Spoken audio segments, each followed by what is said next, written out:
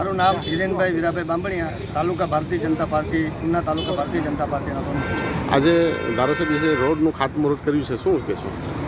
આજરોજ દેલવાડા રેલવે સ્ટેશનને લગતો રોડ, કે આ રોડ જે દેલવાડાના નાકાથી શરૂ થઈ અને દીવ રોડને જોઈન્ટ થઈ છે અને અંદાજિત 700 મીટર જેટલી એની લંબાઈ છે.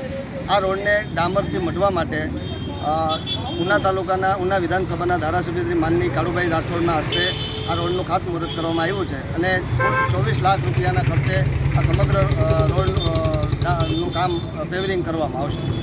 આ રોડ બનવાથી કેટલા લોકોને ફાયદો થશે? આ રોડ બનવાથી આજુબાજુના વિસ્તારમાં ત્યાં રહેણાંક વિસ્તારો પણ છે, એમની પાછળ રૂટિંગ વિસ્તાર છે. આ ઉપરાંત રેલવે સ્ટેશનનો રોડ હોય એટલે આજુબાજુનું આ છેલ્લું રેલવે સ્ટેશન છે, આજુબાજુના 30 ગામનો પ્રતિનિધિત્વ કરતું રેલવે સ્ટેશન છે. આ દરેક લોકોને તેમનો લાભ મળવાનો.